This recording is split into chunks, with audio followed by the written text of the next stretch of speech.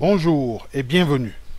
Aujourd'hui, je souhaite aborder avec vous le thème des déchets plastiques qui représentent un grand fléau environnemental dans notre pays et pas seulement.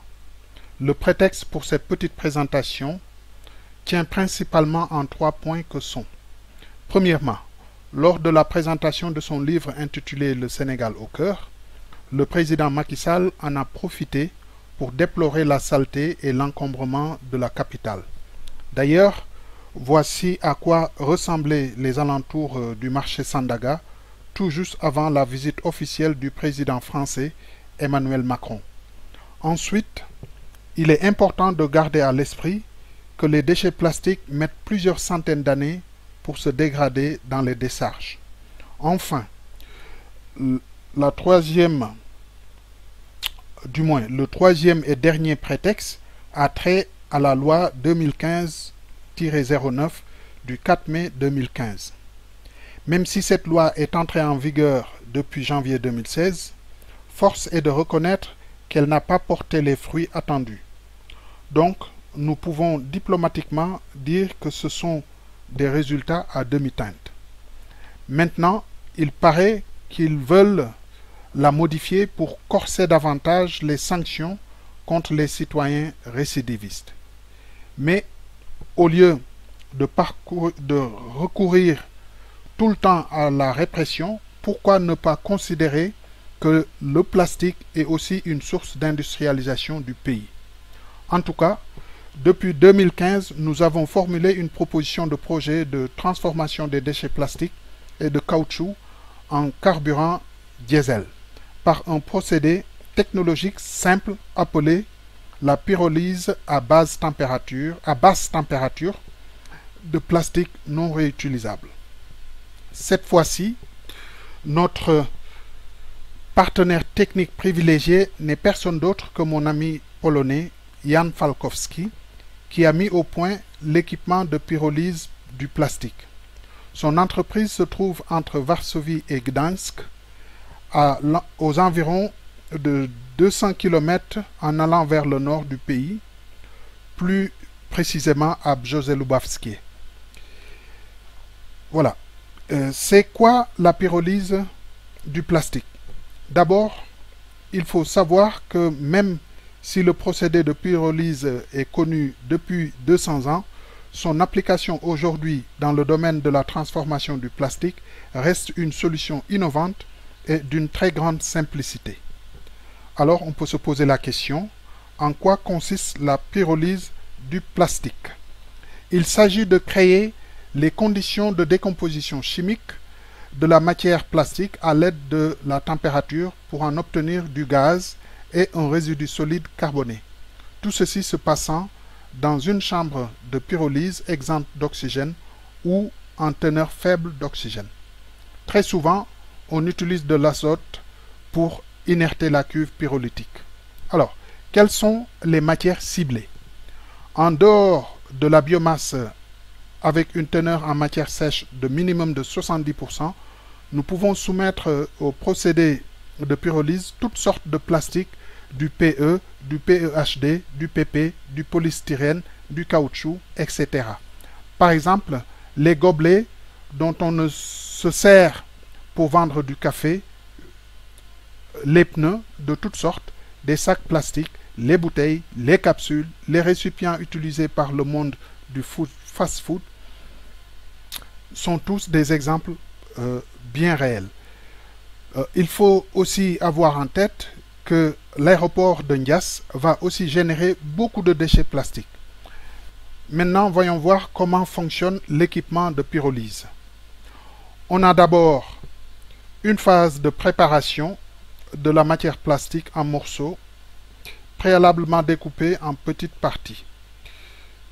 On les dépose dans le chargeur distributeur qui les achemine vers la chambre de préchauffage à 200 degrés, appelé le cyclone, histoire d'obtenir une pâte souple comparable à du chewing-gum. La deuxième étape va consister à doser cette pâte dans le réacteur pyrolytique, ce qui qui a déjà été préparé, c'est-à-dire déjà inerté et chauffé à des températures qui sont entre 400 et 450 degrés, permettant ainsi le chauffage de la masse malléable sans la brûler. Sous ces conditions, la masse se désintègre en gaz et en résidu carboné solide qu'on récupère par le bas de cuve pour le disposer à la décharge. Ce résidu carboné ne représente que environ 5% de la masse initiale.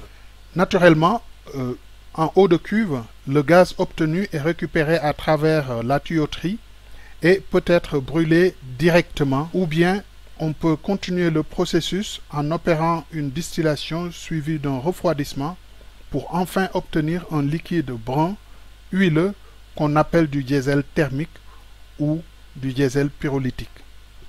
Voilà grosso modo comment se déroule la pyrolyse du plastique. Nous allons maintenant passer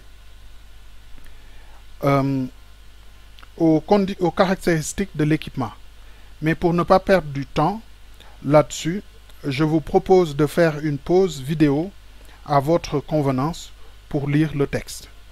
Ce qui nous mène directement aux illustrations vidéo pour bien montrer qu'on n'est pas dans de la fiction, mais bien dans la réalité industrielle qui est à prendre au sérieux.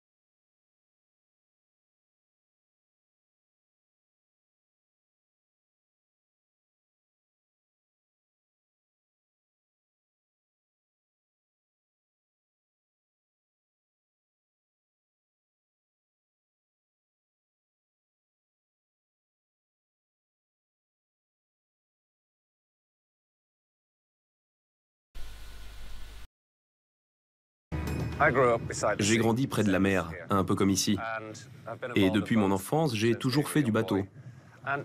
Pendant les 20 dernières années, j'ai vu une augmentation phénoménale de la quantité de plastique dans les océans sur lesquels j'ai navigué. Ces montagnes de déchets, notre Anglais ne les a pas ramassés un par un en costume sur la plage. Non, ce sont des plastiques non recyclables, des poubelles de la population d'Almeria. Ils sont collectés pour faire fonctionner une usine mise au point par Michael Murray.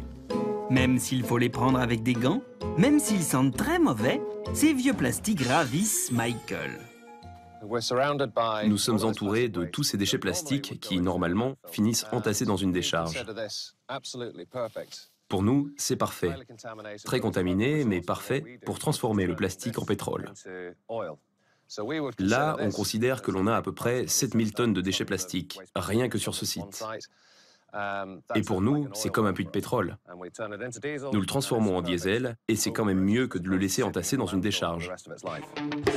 Transformer de vieux plastiques en carburant diesel, ce n'est pas de la magie ou un secret d'alchimiste, mais un procédé industriel.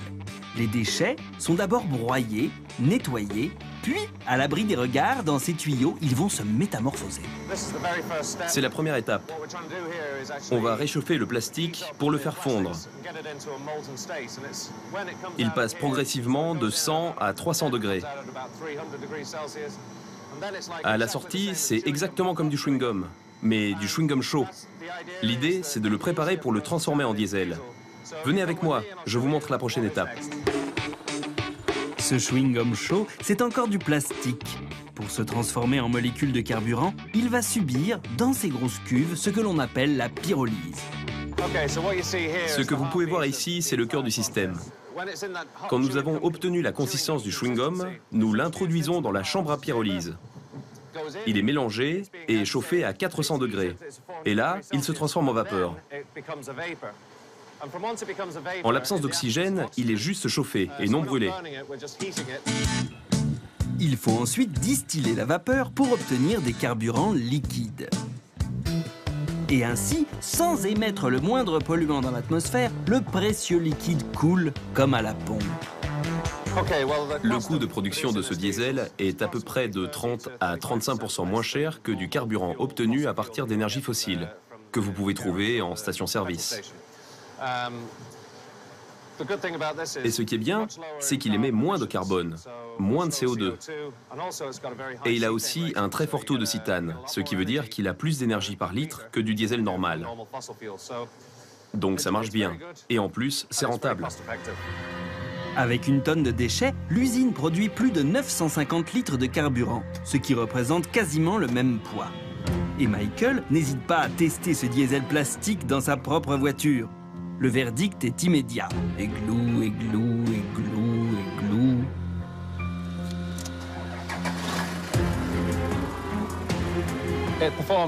Ça marche exactement comme du diesel fabriqué à partir d'énergie fossile. Et dans cette usine, nous produisons à peu près 90 500 litres de carburant par jour. De quoi faire le plein de 400 à 500 voitures citadines avec des petits réservoirs.